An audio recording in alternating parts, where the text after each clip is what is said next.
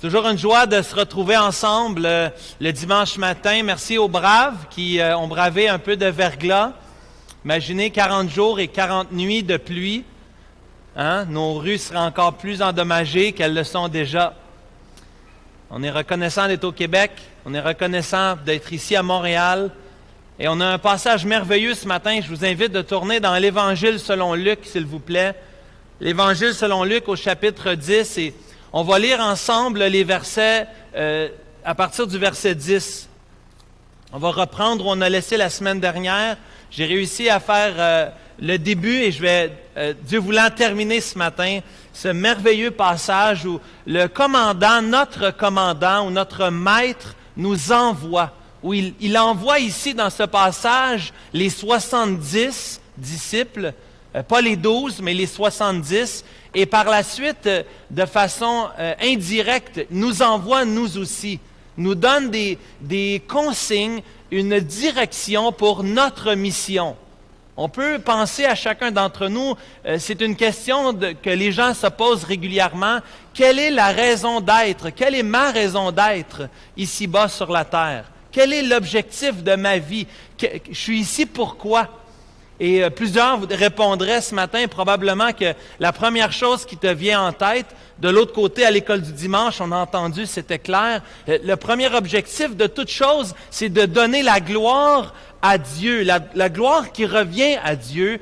Mais on peut se poser la question, comment faire pour glorifier Dieu? Peut-être tu te poses la question dans ta vie, comment je peux faire aujourd'hui pour glorifier Dieu? Qu'est-ce qui honore Dieu dans ma vie? Et on trouve dans la parole de Dieu toutes sortes d'indications, toutes sortes d'instructions pour notre vie de tous les jours. Et aujourd'hui, on replonge dans un passage, Luc chapitre 10, où Jésus a envoyé les 70, où il donne une direction claire à ses disciples. Qu'est-ce qu'il doit faire pour le glorifier sur le champ missionnaire? Alors lisons à partir du verset 10, s'il vous plaît, ce matin, Luc chapitre 10, à partir du verset 10, où il nous est dit, dans quelque ville que vous entriez, et où l'on ne vous recevra pas, allez dans ces rues et dites, nous secouons contre vous la poussière même de votre ville, qui s'est attachée à nos pieds. Sachez cependant que le royaume de Dieu s'est approché. Je vous dis qu'en ce jour, Sodome sera traitée moins rigoureusement que cette ville-là. Malheur à toi, Chorazin! Malheur à toi, Bethsaïda! Car si les miracles qui ont été faits au milieu de vous avaient été faits dans Tyr et dans Sidon, il y a longtemps qu'elles se seraient repenties, en prenant le sac et le cendre. C'est pourquoi, au jour du jugement, Tyr et Sidon seront traités moins rigoureusement que vous. Et toi, Capernaum, qui a été élevé jusqu'au ciel, tu seras abaissé jusqu'au séjour des morts. Celui qui vous écoute, m'écoute. Celui qui vous rejette, me rejette. Et celui qui me rejette, rejette celui qui m'a envoyé. Les 70 revinrent avec joie, disant, « Seigneur, les démons même nous sont soumis en ton nom. » Jésus leur dit, « Je voyais Satan tomber du ciel comme un éclair. Voici, je vous ai donné le pouvoir de marcher sur les serpents et les scorpions et sur toute la puissance de l'ennemi, et rien ne pourra vous nuire.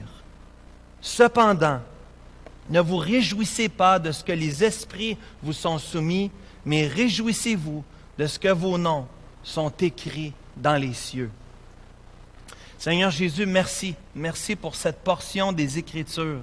Merci pour toute ta parole. Ta parole en entier, elle est toute inspirée. Conduis-nous ce matin. Parle à nos cœurs. Donne-nous une direction claire pour nous, pour nos vies, alors que nous voulons te servir sur ce champ missionnaire. Nous t'en prions dans le nom de Jésus. Amen. Je voudrais juste rappeler rapidement ce qu'on a vu la semaine dernière pour faire le tremplin dans notre passage ce matin. Si vous êtes dans Luc chapitre 10, dans les 2 premiers versets, je crois que le verset qu'il faut souligner, c'est le verset 2. Le verset 2 qui parle de l'envoi des ouvriers, mais où Jésus fait une constatation très importante. On en a parlé la semaine dernière. La moisson, elle est grande, mais il y a peu d'ouvriers. Le besoin est grand. Il y a beaucoup de gens, et on avait dit que Jésus a dit ça à l'époque, il y a 2000 ans, mais que cette réalité, elle est toujours présente aujourd'hui, surtout au Québec, dans une terre missionnaire, où sur l'île de Montréal, 0,3% des Québécois, des Montréalais, connaissent le Seigneur Jésus comme Seigneur et Sauveur. 0,3%. Au Québec, on parle de 0,6%. Certains disent 0,8%, mais c'est pas évident avec les informations qu'on a, parce que souvent, on va prendre un éventail très large. Et donc, les chiffres qu'on a nous disent qu'on a moins qu'1% d'évangéliques au Québec. L'endroit au Québec où il y a le plus d'évangéliques, le Bible Belt du Québec, si vous voulez, c'est Granby, la région de Granby, où on parle de presque 3% d'évangéliques. Mais outre Granby, on considère le Québec, les missiologues considèrent le Québec comme un champ missionnaire, comme un pays du tiers-monde spirituel. La moisson est grande, mais il y a peu d'ouvriers. Et on avait parlé de ça la semaine dernière. On avait souligné 2 verbes dans les 2 premiers versets qui sont importants. Peut-être que tu n'as pas eu le temps de le souligner, mais souligne-les aujourd'hui dans ta Bible. D'abord, on voit que c'est le Seigneur Jésus qui désigne. C'est lui qui désigna les 70. Et deuxièmement, c'est le Seigneur Jésus qui envoie les 70. Jésus désigne, Jésus envoie. Jésus choisit son équipe, il les envoie sur le champ missionnaire. On peut s'encourager ce matin du fait que nous, les disciples de Jésus, on a été choisis par Jésus pour la mission, on a été envoyés pour la mission. Ces 2 verbes sont tellement importants. Mais le Seigneur Jésus, dans la deuxième partie du passage qu'on a vu la semaine dernière, on a vu les consignes du Maître, que le Seigneur Jésus n'a pas seulement dit « allez-y », mais il a donné des consignes. Et il y a toutes sortes de verbes qu'on a vus dans les versets 3 à 9 la semaine dernière, dont les 2 derniers que je veux juste rappeler. D'abord, guérissez les malades et ensuite, dites-leur que le royaume de Dieu s'est approché de vous. Le Seigneur Jésus a envoyé les 70, il les a envoyés avec sa puissance pour agir comme le Seigneur Jésus avait agi envers le monde perdu, le monde autour d'eux. Il les a envoyés avec la puissance pour guérir, pour chasser les démons, pour agir avec toute puissance. Et aussi, il les a envoyés avec un message, parce que notre message doit être accompagné d'un amour sincère pour les perdus, d'une compassion, d'une miséricorde en action. On ne peut pas juste dire qu'on voit les gens dans le besoin, qu'on proclame un message, mais qu'on est insensible à leurs besoins. Et on va voir dans quelques semaines, ça s'en vient dans Luc chapitre 10, l'histoire de l'homme j'oublie comment le dire, là, mais comment il s'appelle? Luc chapitre 10, wow, j'ai un blanc, désolé pour ça. Luc chapitre 10, quand le bon samaritain, bon, comment je peux oublier ça? Un petit blanc le matin, pardon, mais on va voir l'histoire du bon samaritain. Et dans l'histoire du bon samaritain, vous allez voir la compassion en action. Il y a un message derrière ça que Luc est en train de construire ici dans Luc chapitre 10, l'histoire du bon samaritain. Et vous allez voir que le Seigneur Jésus ne nous envoie pas seulement avec un message, mais aussi avec une compassion, une miséricorde en action. Ce matin, je veux passer un peu plus de temps sur la troisième portion du texte. Peut-être que vous pouvez le mettre au 3e point, point C, le jugement du Maître. Nous voyons dans les versets 10 à 16 cette idée du jugement. Puis c'est une idée qui n'est pas très populaire. On n'aime pas beaucoup parler du jugement. C'est quelque chose qui, même pour être franc, ça nous rend mal à l'aise par rapport à nos contemporains. Mais cela fait partie intégrale du message. Cela fait partie intégrale du message du Seigneur Jésus. Le Seigneur Jésus ne s'est pas empêché. Le Seigneur Jésus n'a pas eu à douter d'annoncer autant une parole de vie, mais qui pour certains aussi est une parole de mort. Ici, nous voyons le mais. Peut-être tu es dans Luc chapitre 10 au verset 10. Tu peux souligner le mais ici qui fait un contraste. Le Seigneur Jésus envoie avec des consignes dans les versets 3 à 9, mais à partir du verset 10, il y a un mais important. Le Seigneur Jésus est très réaliste dans l'envoi des ouvriers. Il avait déjà dit au verset 3 qu'il nous envoie comme des brebis parmi les loups. On est envoyé avec cette mission claire, mais avec l'envers de la médaille. C'est très évident. Tous les serviteurs du Seigneur Jésus l'ont pas eu facile. Ce matin, à l'école du dimanche, on parlait du prophète Ésaïe qui devait annoncer les jugements, qui devait annoncer les prophéties qui étaient à venir, mais qui malheureusement signifiaient pour le peuple d'Israël qui s'était rebellé contre Dieu des conséquences dans leur vie de tous les jours, un jugement qui devait venir. Les prophètes avaient ce rôle double, d'un côté d'annoncer une bonne nouvelle, mais aussi d'annoncer le jugement qui est à venir. Et le Seigneur Jésus fait la même chose ici, dans les versets 10 à 16. Il nous rappelle qu'on annonce une bonne nouvelle qui n'est pas une bonne nouvelle pour tous. Une bonne nouvelle que certains vont recevoir. Regardez dans les versets 6 à 9. Ceux qui vous recevront avec la paix, ceux qui vous recevront dans leur maison, ceux qui vont vous donner à manger, c'est ceux qui sont des sympathisants au message de l'Évangile, ceux qui reçoivent le message. Mais malheureusement, dans les versets 10 et suivants, le Seigneur Jésus dit oui, mais ce n'est pas tous qui vont vous recevoir. En fait, peut-être qu'on pourrait même affirmer qu'une majorité ne vont pas vous recevoir. Remarquez dans les versets 10 et suivants, remarquez le jugement qui est annoncé par un geste qu'on posait à l'époque, un geste pour signifier le rejet. Vous verrez ici qu'on secoue la poussière de nos pieds. C'est un signe de jugement. On ne veut même pas quitter votre ville et prendre votre poussière avec nous.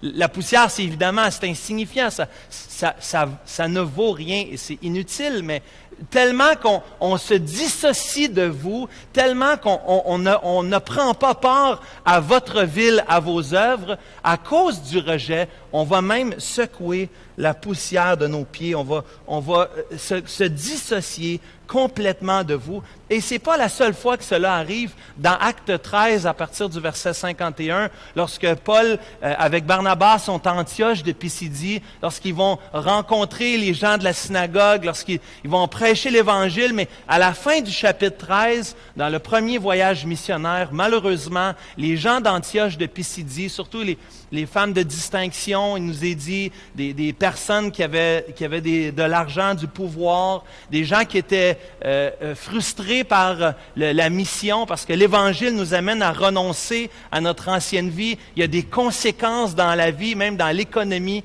et les gens sont tellement frustrés qu'on rejette Paul et Barnabas, on les chasse de la ville, on leur donne du trouble, on dérange. Et dans Acte 13 au verset 51, l'apôtre Paul a fait la même chose. Et avec Barnabas, ils ont secoué la poussière de leurs pieds pour dire, vous êtes responsables maintenant. Vous avez entendu un message, vous êtes responsables du jugement qui est à venir, de ce message qui vous a été annoncé. Le royaume de Dieu s'est approché. C'est tout un thème qui est absolument incroyable quand on considère dans l'histoire de l'humanité que le royaume de Dieu s'est approché. Que Dieu, le Dieu de l'univers, a choisi d'intervenir dans l'histoire. Qu'il a choisi de venir non seulement de créer la terre, les cieux et la terre, de créer l'homme et la femme, comme on a entendu ce matin lorsqu'il y a eu rébellion avec Noé et sa famille, Dieu a décidé d'envoyer le déluge pour faire un reset, pour recommencer. Encore, Dieu a intervenu de façon miraculeuse. Ici, Dieu intervient à nouveau dans l'histoire. Dieu choisit avec intention de ne pas nous laisser dans notre misère. Dieu est le Dieu de compassion qui est toujours en train de tendre la main, toujours en train d'inviter, toujours en train de chercher un reste des gens qui sont prêts à placer leur foi dans le Seigneur Jésus. Et ils envoient, Dieu dans son plan merveilleux, envoie le Rédempteur, le Seigneur Jésus, en voulant donner l'occasion à tous ceux qui croient en lui de le recevoir. Ici, le passage qui me venait en tête en préparation, c'était Jean chapitre 1, que vous connaissez bien. Hein? La lumière était la vie, elle était la vie, la lumière des hommes. La lumière, lui, dans les ténèbres, mais les ténèbres ne l'ont point reçu. Les ténèbres n'ont pas reçu. Le royaume de Dieu s'est approché. La lumière s'est approchée. Mais les gens, qu'est-ce qui arrive? Cette lumière qui était la véritable lumière venant dans le monde, éclaire tout homme, elle était dans le monde et le monde a été fait par elle et le monde ne l'a point connue. Elle est venue chez les siens et les siens ne l'ont point reçue. Le royaume de Dieu s'est approché. La lumière de l'Évangile s'est approchée. Et il y a deux choix, soit de recevoir la lumière ou de rejeter la lumière. Il n'y a pas d'autre option ce matin. Tu ne peux pas être sur la clôture, comme on disait cette semaine avec Pierre, on parlait dans la cellule de prière, on disait, si tu es sur la clôture, tu es du mauvais bord. Tu dois être de l'autre côté de la clôture. La clôture ne compte pas comme étant, c'est pas une catégorie, la clôture. Le royaume de Dieu, la lumière de Dieu, le règne de Dieu s'est approché et nous avons une décision à prendre, soit qu'on suit la lumière ou soit qu'on suit les ténèbres. Le Seigneur Jésus, lorsqu'il envoie les 70, il leur dit, il y a des gens qui font partie ou qui vont faire partie, qui vont vous recevoir, qui vont se joindre au royaume de Dieu. Mais il y a des gens, malheureusement, qui vont vous rejeter. Il y a des gens qui font partie du royaume de Satan, du prince de la puissance de l'air, le Dieu de ce monde, le Dieu de ce siècle, qui aveugle les gens. Et il y a des gens, lorsqu'ils vont entendre la bonne nouvelle, vont rejeter le message. Donc Jésus avertit les 70. Jésus les instruit sur ce qu'il veut qu'ils fassent alors qu'ils vont vivre le rejet et le mépris. Oui, le royaume de Dieu s'approche, mais plusieurs le rejettent. Et à partir des versets suivants, le Seigneur Jésus va illustrer. Et le Seigneur Jésus va parler de plusieurs villes pour montrer même dans l'histoire le rejet et les conséquences du rejet. D'abord, il commence au verset 12 avec Sodome. Sodome, vous vous rappelez, dans Genèse chapitre 19, l'histoire de la ville de Sodome, une ville remplie d'immoralité, d'actes sexuels horribles, incluant l'homosexualité, plusieurs péchés, plusieurs manifestations d'un déshonneur envers Dieu, un peuple qui s'était rébellé, une ville qui s'était rébellée. Et Jésus, en train de parler de cette ville, dit que Sodome sera traitée moins rigoureusement qu'une ville qui rejette la bonne nouvelle du royaume aujourd'hui. Jésus ne va pas avec le dos de la cuillère. Jésus ne parle pas à la légère ici. Ici, Jésus, il pèse fort sur le crayon. Il veut qu'on puisse voir et comprendre une réalité spirituelle très importante. Imaginez Sodome qui a été détruite, la ville qui a été détruite complètement. Même, rappelez-vous la femme de Lot qui s'était retournée pour voir la ville. Qu'est-ce qui lui est arrivé? Elle est devenue une statue de sel. Elle a été détruite instantanément. Dieu avait dit, c'est tellement rempli de péché, le jugement est tellement fort, tu ne peux même pas te retourner, sinon tu vas mourir. Et cette femme s'est retournée vers la ville. Dieu, ici, prononce un jugement très clair contre Sodome, mais un plus grand jugement pour nous aujourd'hui.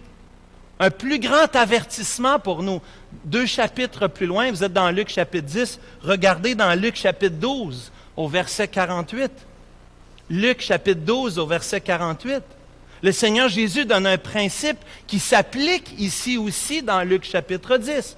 On demandera beaucoup à qui l'on a donné beaucoup, et l'on exigera davantage de celui à qui l'on a beaucoup confié.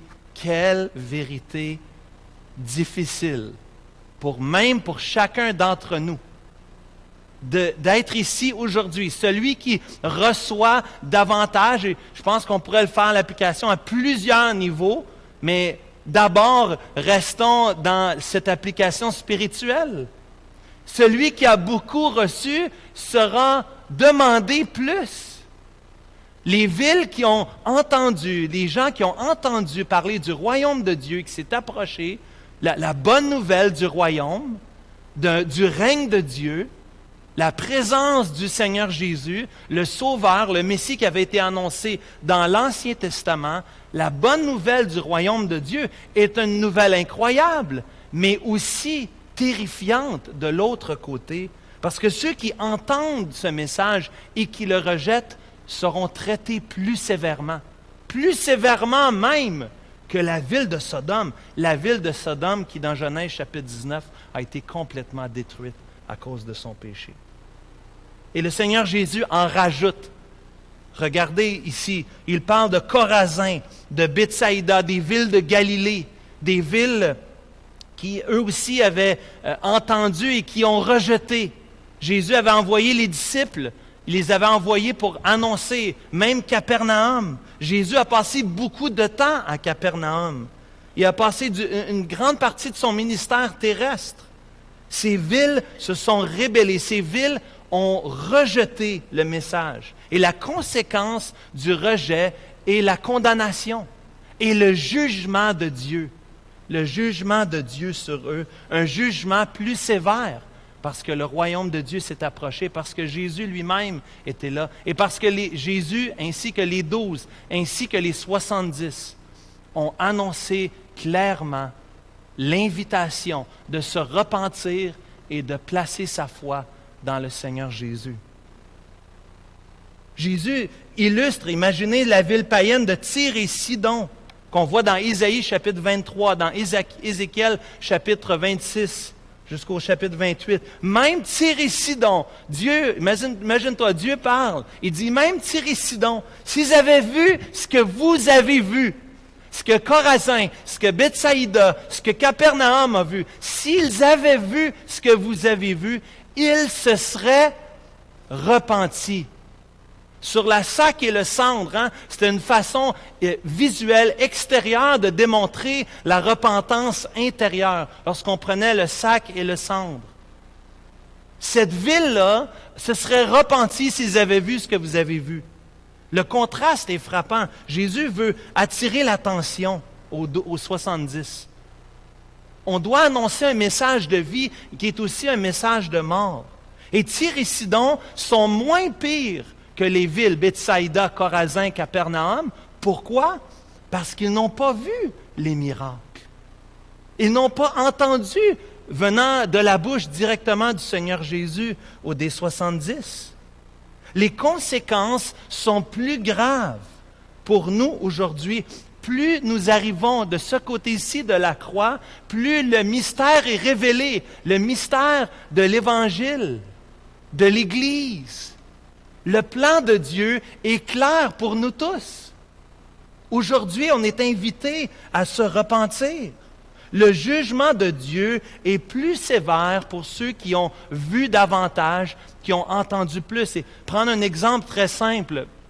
On a des enfants ici, mon fils est ici, vous êtes là. Si tu quittes la maison pour quelques instants pour faire des commissions et que tu dis à ton fils, tu dis, « Garçon, je viens de faire des biscuits, tu n'as pas le droit de manger les biscuits, ils sont pour la sortie ou pour le déjeuner des dames demain ou pour une autre activité, les biscuits ne sont pas pour toi. » Si ton fils prend les biscuits, la conséquence est beaucoup plus grave que si tu n'avais pas donné de consigne à ton fils. Évidemment, je peux comprendre, les mères qui sont dans la pièce, vous seriez sans doute déçus qu'il a mangé les biscuits, mais ça sentait bon, c'était tellement bon, c'était difficile de résister.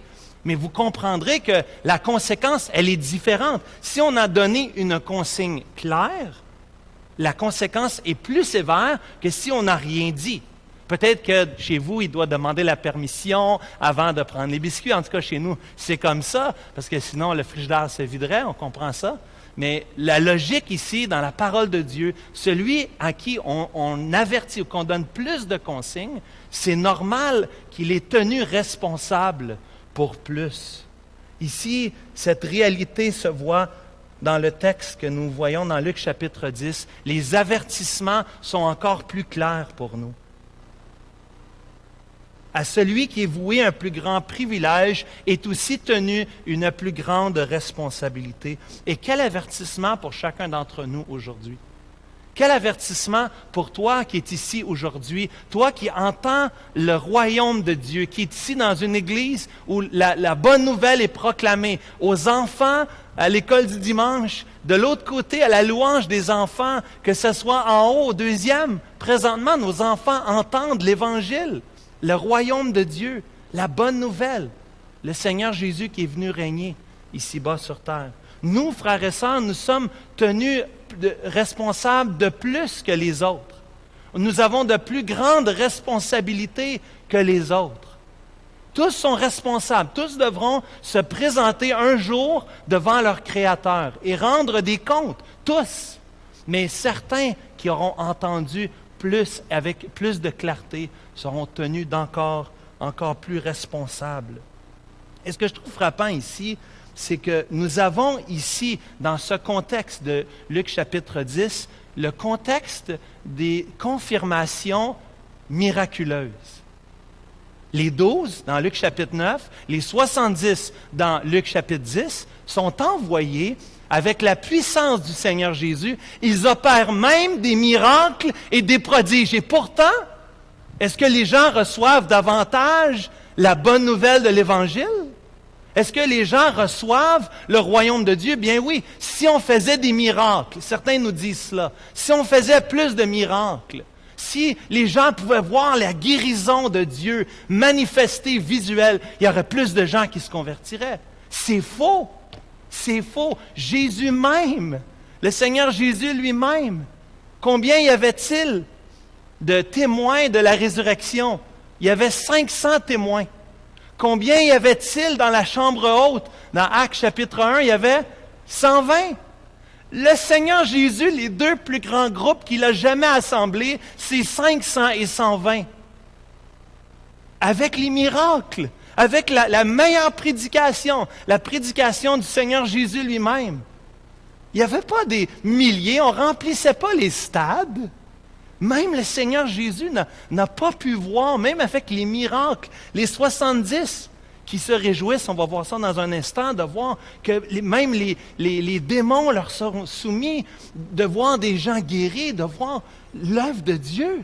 C'est absolument incroyable. Pourtant, ce n'est pas suffisant. Ce n'est pas assez. Les miracles ne sont pas assez, mon ami. C'est pas assez de voir Dieu agir comme ça. C'est pas ça l'enjeu. L'enjeu, c'est pas de voir plus de miracles, plus de prophéties, plus on voit l'aspect grandiose. C'est pas ça. Le message de l'Évangile, c'est un principe à l'envers. Dieu n'utilise pas les techniques humaines. Dieu ne fait pas un show. C'est pas ça le but. Jésus a dit, si tu veux venir après moi, renonce à toi-même. Charge-toi de ta croix. Viens et suis-moi. Le jeune homme riche, il lui dit, va, vends tout ce que tu as. Viens et suis-moi. Donne-le aux pauvres. Viens, suis-moi. Constamment, le Seigneur Jésus invite à un message de renoncement à l'Évangile. On a dit la semaine passée, quand on parlait du royaume, on dit que le royaume de Dieu, ce n'est pas le royaume de Satan, ce n'est pas notre propre royaume. Le royaume de Dieu, c'est dire, je débarque du trône et je laisse Jésus être sur le trône de mon cœur, le trône de ma vie. Il devient mon maître. Je suis son esclave, je suis son serviteur. Le serviteur de Jésus. C'est le message de l'Évangile. C'est un scandale que tu fasses des miracles, que le gars prêche tellement bien, que la louange soit incroyable. C'est pas ça qui fait que les gens viennent à l'Évangile. L'Évangile de Dieu, la bonne nouvelle de l'Évangile, est un scandale en fait. un scandale pour ceux qui sont invités à se repentir et à renoncer à eux-mêmes. Et le Seigneur Jésus, malgré que nous voyons aussi que les miracles ne sont pas suffisants, au verset 16, nous avons tout un encouragement. Je trouve ça tellement encourageant de voir ici l'équation du jugement divin. Non seulement que Jésus prononce un jugement sur ces villes qui n'ont pas reçu le royaume de Dieu, mais il encourage ses serviteurs.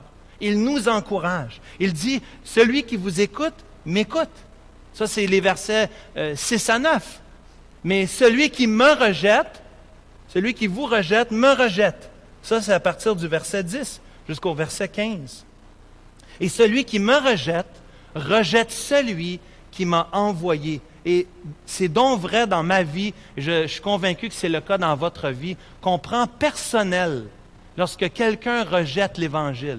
On le prend personnellement, on prend ça dur. Je pense qu'en partie, on a à cœur les gens autour de nous. On veut que ces gens-là viennent à l'Évangile. Et il y a une partie de nous qui nous dit, ça me fait de quoi qu'ils ne veulent pas recevoir le message, la bonne nouvelle. Ça m'attriste. Mais d'un autre côté, des fois, on le prend personnellement. Des fois, on se dit, c'est parce que j'ai pas bien fait. J'ai pas bien annoncé, j'ai pas montré assez de compassion. Des fois, on se sent coupable même du fait que les gens rejettent l'Évangile. Et ici, dans Luc chapitre 10, au verset 16, le Seigneur Jésus dit, « Oublie jamais que ce n'est pas toi qui rejettes premièrement, mais c'est moi et c'est mon Père qui nous a envoyés sur cette grande mission. » Le Seigneur Jésus s'identifie avec nous. Le Seigneur Jésus l'a vécu lui-même. Il n'y a pas eu un ministère grandiose. Pourtant, Jésus a fait des choses incroyables. Mais il n'y a pas eu un ministère grandiose. Il n'a pas rempli les stades. Et pourtant, le Seigneur Jésus dit, « Je suis avec vous. Je suis là avec toi. Je comprends ce que tu vis et oublie jamais que celui qui vous rejette, me rejette. Et celui qui me rejette, rejette celui qui m'a envoyé. » Quel encouragement pour nous, pour la brebis, pour l'agneau. On se sent comme ça, hein, comme Luc 10, verset 3. On se sent comme des brebis, comme des agneaux parmi les loups. Mais c'est tellement encourageant de savoir pour la brebis, pour l'agneau, qui témoigne de sa foi devant les loups. Et ce n'est pas moi qui rejette. Ultimement, ce n'est pas moi qui le rejette, c'est mon Maître, c'est mon Seigneur. Je ne suis qu'un messager. Je ne suis que celui qui arrive avec la nourriture pour la servir aux gens. Ça, c'est mon rôle. Ce n'est pas moi qui ai décidé du message. Moi, je viens servir le repas que Dieu m'a donné pour les gens. Je n'ai pas à me sentir coupable, ultimement. Attristé du rejet, oui, mais pas coupable. Non, il n'y a plus aucune condamnation pour ceux qui sont en Jésus-Christ. Et en même temps, comme je l'ai dit depuis tantôt, il y a un avertissement ici. Je pense que le verset 16 nous rappelle de l'avertissement de l'urgence de se repentir. Cette chaîne au verset 16, cette équation, celui qui vous écoute m'écoute, celui qui vous rejette me rejette, celui qui me rejette rejette celui qui m'a envoyé. Cette équation, ce chaînon ici, est un rappel, un avertissement du sérieux de la chose. Il y a des gens qui rejettent Dieu et qui vont passer l'éternité en enfer. C'est ce que la Bible nous dit. Jésus a passé plus de temps à parler de l'enfer que de parler du ciel.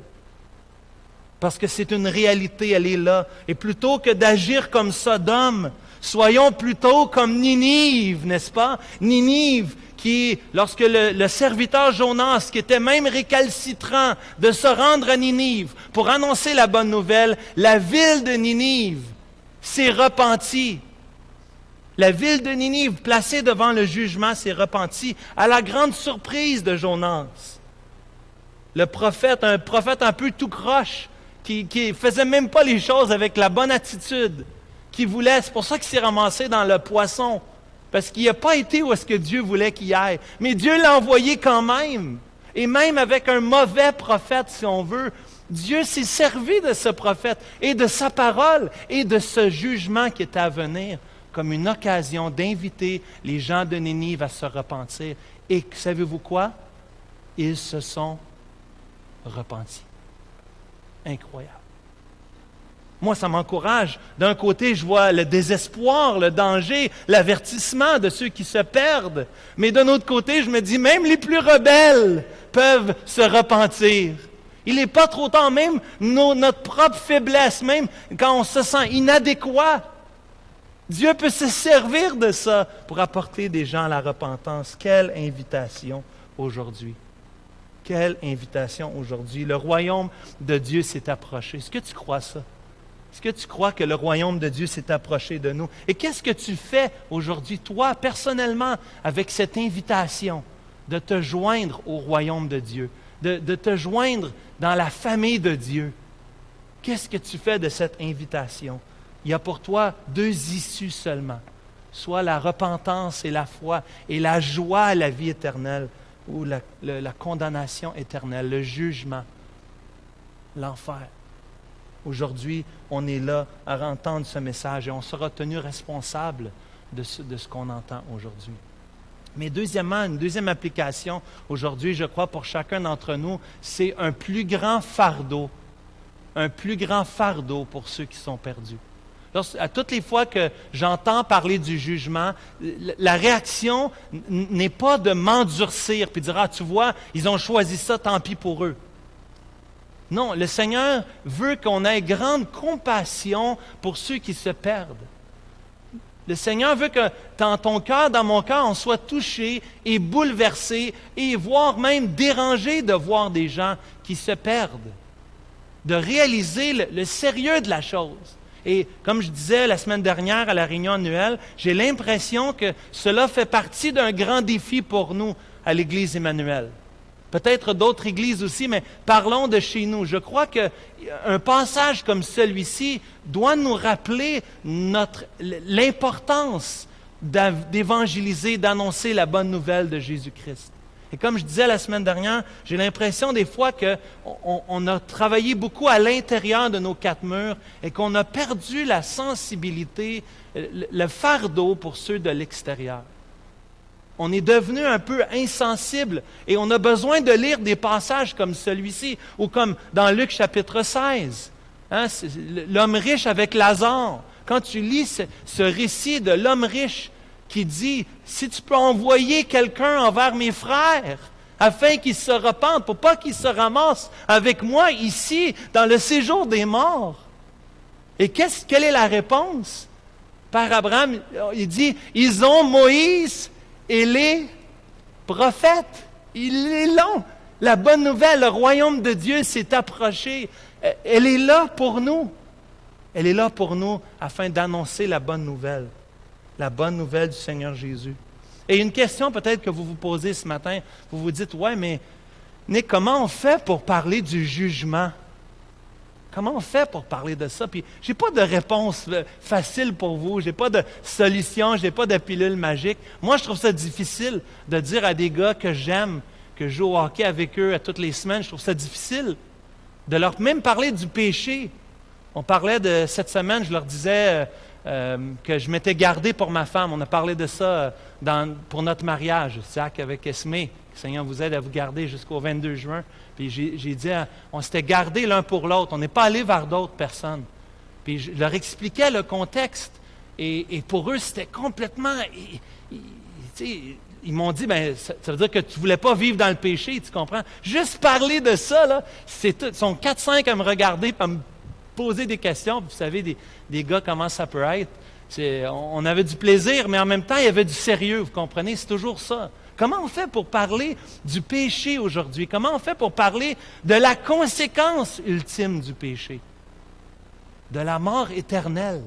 Des conséquences, ça fait partie de notre message. Et je n'ai pas de réponse pour vous, mais frères et sœurs, que nous puissions être de ceux qui annoncent l'Évangile au complet. Et la bonne nouvelle est aussi incluse une mauvaise nouvelle. Car tous ont péché et sont privés de la gloire de Dieu. Il n'y a pas d'autre solution. Jésus ne serait pas mort si ce n'était pas sérieux.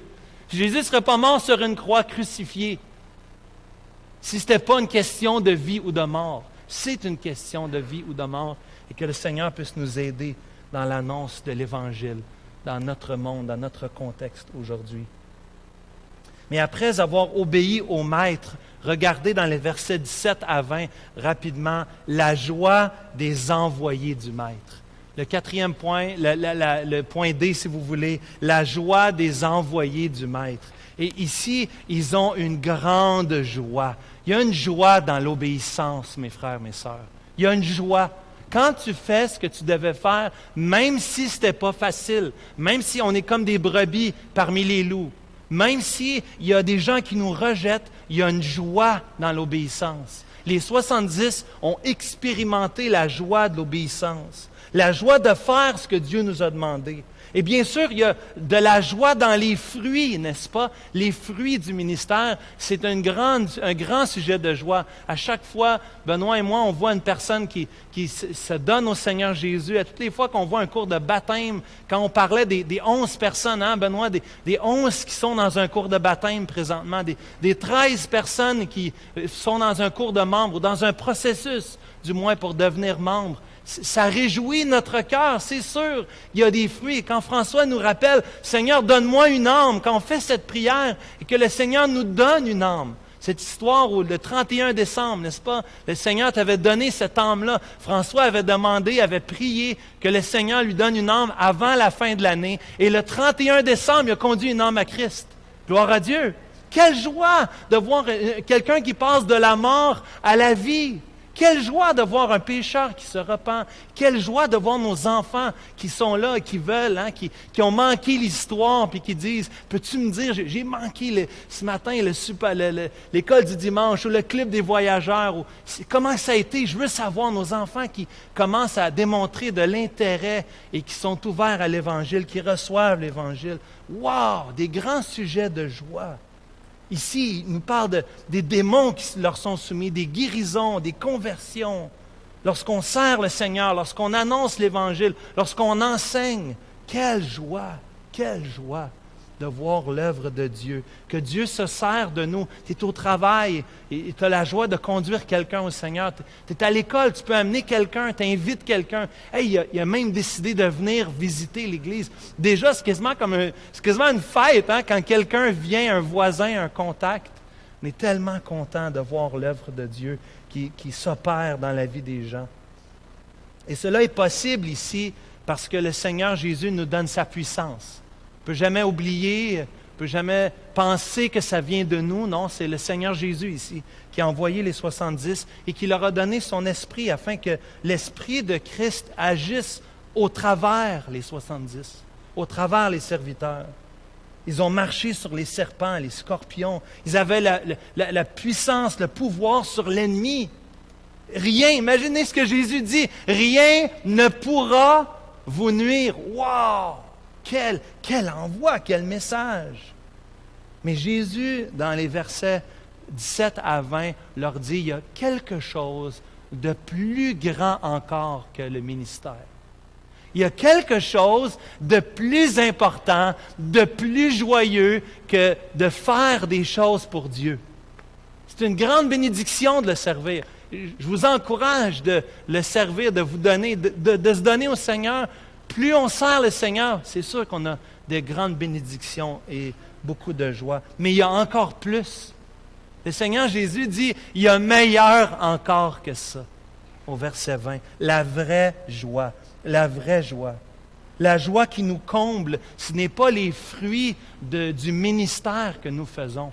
Non, la joie, la vraie joie, au verset 20, réjouissez-vous de ce que vos noms sont écrits dans les cieux. Les gars, on est tellement contents. Il dit aux 70, on est tellement contents, frères et sœurs, de servir Dieu. Mais plus encore, réjouis-toi que tu es sauvé. Réjouis-toi que tu as la vie éternelle. Que le sang précieux du Seigneur Jésus, le sang précieux du Seigneur Jésus qu'on va se rappeler dans un instant, a coulé pour tes péchés, pour mes péchés. Qu'il n'y a plus aucune condamnation pour ceux qui sont en Jésus-Christ. Je ne suis plus condamné. Mes péchés me sont pardonnés. Wow! J'ai la vie éternelle. J'ai la vie éternelle. Jésus, qu'est-ce qu'il dit à la femme pécheresse? Va et ne pêche plus, t'es pas condamné. Ils ont tous ceux qui voulaient te lapider, ils ont laissé la roche par terre. Ils sont partis parce que celui qui est sans péché lance la première pierre. Qui d'entre nous pourrait lancer la pierre? On laisse la pierre, on s'en va. Et Jésus dit à cette femme, va, ne pêche plus. Wow! T'es pardonné. T'es passé du royaume des ténèbres au royaume de son admirable lumière. Toi qui étais perdu dans tes péchés, perdu dans ta religion, toi qui priais, qui pensais pouvoir atteindre la perfection de Dieu par tes propres forces, par tes œuvres. Le Seigneur Jésus dit, non, j'ai tout fait pour toi, j'ai tout accompli. Tétélestai, tout est accompli. Je suis mort à ta place. J'ai vécu la vie parfaite à ta place. Et je suis ressuscité le 3e jour. Un jour, toi aussi, cher ami, qui a placé sa foi dans le Seigneur Jésus, disciple de Christ, un jour, toi aussi, tu ressusciteras parce qu'il est ressuscité. La croix est vide. Quel sujet de joie. L'apôtre Paul est en prison. L'apôtre Paul est en prison dans Philippiens. Et qu'est-ce qu'il dit aux croyants de Philippe?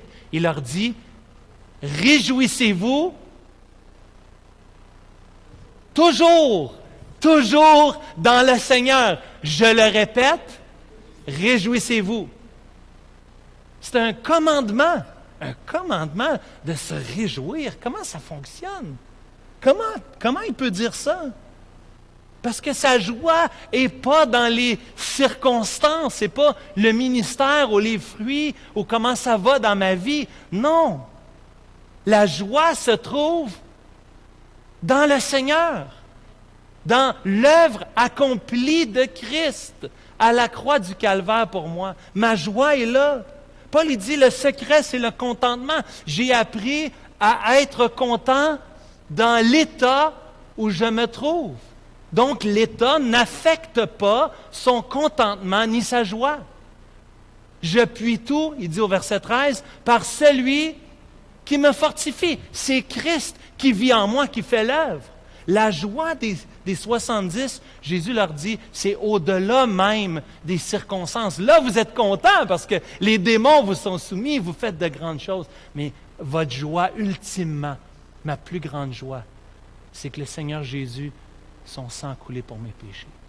Il n'y a pas plus grande joie pour moi de savoir que je suis sauvé. Et la deuxième chose qui me réjouit le plus, c'est de voir ceux que j'aime qui marchent dans la vérité et qui connaissent le Seigneur Jésus. C'est de voir d'autres personnes qui viennent à la repentance. Quelle joie ici. La joie des disciples, finalement, prend place à la joie du Maître, au point E, la joie du Maître, des versets 21 à 24. En ce moment même, Jésus tressaillit de joie par le Saint-Esprit. Tu peux souligner ça, c'est la seule fois dans toute la Bible qu'il nous est dit que Jésus tressaillit de joie. Jésus tressaillit de joie par le Saint-Esprit. Et il dit dans cette prière, il dit, je te loue. Je te loue, Père, Seigneur du ciel et de la terre, de ce que tu as caché ces choses aux sages et aux intelligents, et de ce que tu les as révélées aux enfants. Oui, Père, je te loue de ce que tu as voulu ainsi. Toutes choses m'ont été données par mon Père, et toute personne qui ne connaît, et personne ne connaît qui est le Fils si ce n'est le Père, ni qui est le Père si ce n'est le Fils, et celui à qui le Fils veut le révéler. En se tournant vers les disciples, il leur dit en particulier, heureux les yeux qui voient ce que vous voyez. Car je vous dis que beaucoup de prophètes et de rois ont désiré voir ce que vous voyez et ne l'ont pas vu, entendre ce que vous entendez et ne l'ont pas entendu. C'est un grand sujet de joie, non seulement pour les 70, mais imaginez la joie du Maître. La joie du Maître qui tressaillit de joie. Un passage unique. Aucun autre passage dans la Bible décrit la joie de Jésus comme celui-là. Ce n'est pas que Dieu n'est pas joyeux. Dieu est suffisant en lui-même.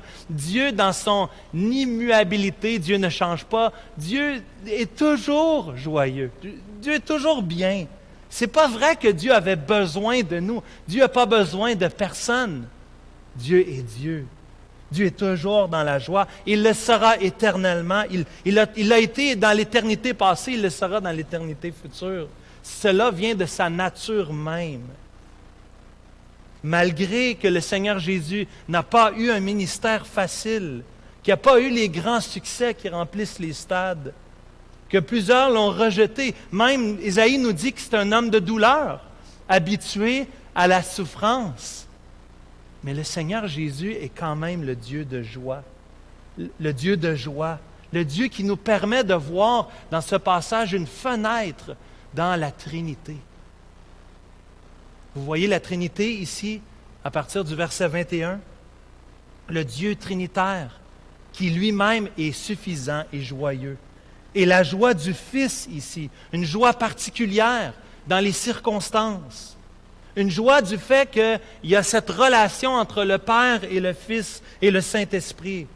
Le Seigneur Jésus ici se réjouit au verset 21 du plan divin. Premièrement, il se réjouit du plan divin qui s'accomplit. Le plan divin qu'on a entendu de l'autre côté ce matin à l'école du dimanche, dans Ésaïe chapitre 7, dans Ésaïe chapitre 11. Cette annonce de la prophétie qui est à venir, d'un rejeton, d'un reste qui y placera sa foi, qui recevra le Seigneur Jésus. Et cela va arriver du Dieu souverain dans Ésaïe 46. Dieu souverain qui dit « Souvenez-vous de ce qui s'est passé dans les temps anciens, car je suis Dieu.